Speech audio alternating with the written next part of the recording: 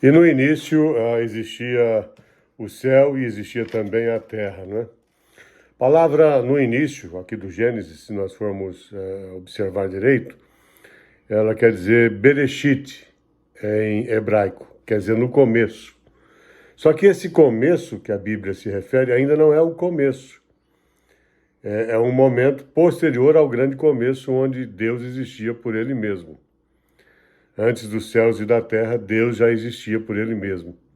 Não estava acompanhado por anjos ou espíritos de qualquer tipo, né? Segundo a interpretação do Midrash, que é o livro dos comentários, né, do Gênesis. Não havia material pré-existente, né, a partir do qual os céus e a terra teriam sido formados. Então, entenda bem, o único ser ou coisa eterna é o santo e bendito Pai, como diz o próprio nome, né, o Pai da eternidade. É Deus maravilhoso e santo que nós cultuamos. O Ei Sof, né, aquele que é ilimitado. Então, como o universo ainda não havia sido formado, né, criado, é preciso lembrar que o tempo também não existia. Então, o universo não foi criado a partir de um elemento que o precedeu no tempo, pois o próprio tempo fez parte da criação, né? Então, o santo e bendito Pai da eternidade sempre existiu e continua a existir eternamente, fora, né, dos perímetros do tempo, pois Ele mesmo criou o tempo e criou tudo que existe aí, né, inclusive eu e você, né, na criação, né, no poder, pelo poder da palavra.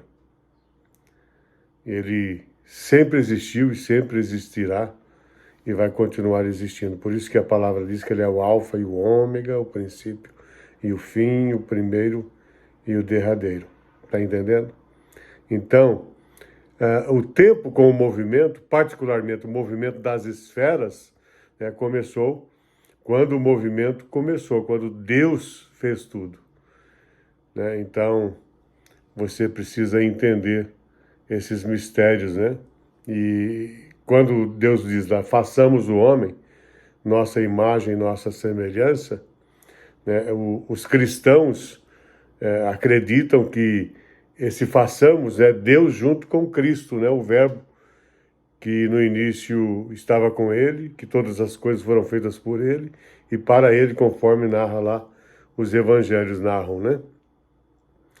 Então, já os judeus acreditam que os anjos poderiam estar lá, que Deus foi, de certa maneira, democrático, né? Que pedia opinião para os anjos, né? E como devemos fazer, fazemos assim, assim. Não que ele não tivesse autoridade, não soubesse, mas ele queria ouvir a opinião dos anjos. Mas há uma outra parte também da interpretação judaica que diz que os anjos não têm livre-arbítrio. Se eles não têm livre-arbítrio, eles não podem opinar ou fazer qualquer coisa por eles mesmos. Então, eles são diferentes de nós humanos, que temos o livre-arbítrio, que podemos escolher entre o certo e o errado. Os anjos simplesmente estão ali para obedecer ordens. Então, por isso que não devemos adorar aos anjos, né? Mas adorar a Deus. Então, se existe alguma cura, já ouvi muitos testemunhos, pessoas testemunhando, dizendo que viu o anjo entrando, entrou na UTI e estava com vestes de branco e que fez uma obra, fez um milagre. E às vezes a igreja, né, os membros ali da igreja entram num delírio de glória, de louvor ali, e o anjo acaba levando a glória que era para ser a glória destinada a Deus, porque é Deus que faz por meio do anjo, né? Então, toda honra, toda glória sejam dadas a Deus. Não temos outro mediador entre Deus e os homens, né, segundo a crença dos cristãos, do que Cristo. Ele é o grande mediador. Ele é a sabedoria de Deus. Por isso que em Provérbio está escrito que ele é a sabedoria de Deus. E no começo, essa sabedoria, ela age, né, como o verbo que age. A criação da sabedoria é conhecida como a criação dos céus e da terra. Então não havia nada antes da criação dos céus e da terra. Isso inclui a própria sabedoria sagrada, que os cristãos entendem como Cristo. Está escrito lá no Provérbio. Então a sabedoria foi necessária no momento da criação para permitir que os céus e a terra surgissem.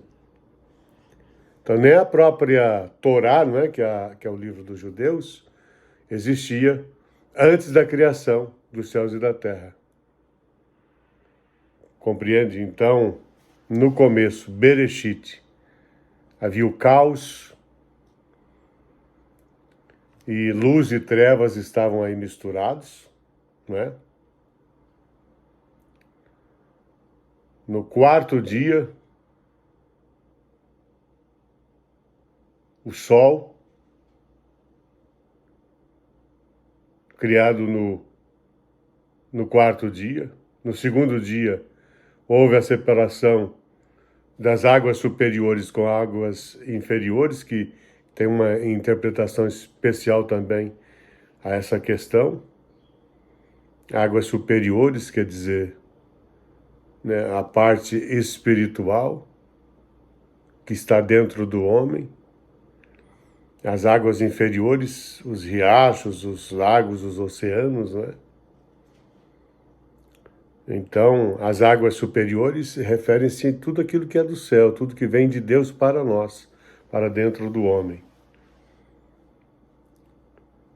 Então, a palavra que mantém as águas suspensas no segundo dia, essa palavra, ela faz criar também no segundo dia os anjos, segundo a tradição dos judeus. Os anjos e as águas, né? E até o inferno também é criado aí no segundo dia. E interessante que quando o inferno é criado, todos os versículos ali do Gênesis dizem: e viu Deus que isso era bom. Então, nessa parte em que foi criado o inferno, não existe e viu Deus que era bom. Então, o oitavo dia, Deus separa as águas, né, e permite que a terra se estabeleça. E viu Deus que era bom.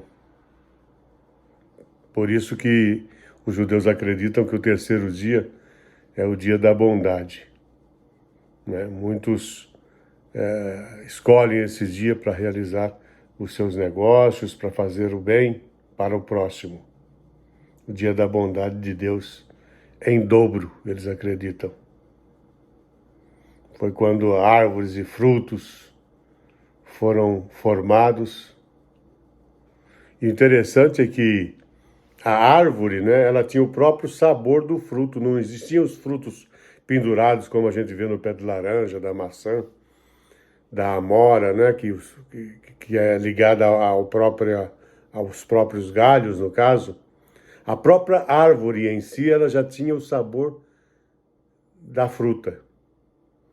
E é interessante que Deus, na sua perfeição, no quarto dia, ele faz existir o sol, a lua, né, as estrelas, as duas grandes luminárias. Então, a gente vê que a lua não pode ser considerada uma luminária porque ela não tem luz própria, ela reflete a luz do sol, na verdade. Há quem faça uma associação de que o sol representa o homem e a lua representaria a mulher, porque a mulher foi feita, né, do homem. Enfim, há muitas interpretações aí, mas o que importa em tudo isso é que existia a luz de Deus no ato da criação. O Espírito de Deus pairava sobre a face das águas, era um caos aqui embaixo, e Deus foi ordenando tudo pelo poder da sua palavra. E há quem acredite, né, que o dia era bem mais longo, né? Não existiam as trevas. Porque onde Deus está, as trevas não podem prevalecer. Então, você que está aí me acompanhando, entenda uma coisa. Deus é perfeito no ato da criação. E o que Deus tiver que fazer, Ele vai fazer. Ele vai completar a obra das suas mãos na sua vida. Entenda de uma vez por todas. Já imaginou? Noite e dia sem o sol? Os dias eram extensos naquela ocasião. Por isso que a palavra diz que para Deus, um dia é como 1000 anos como um dia. Então o tempo, né, para Deus é diferente do tempo para o homem.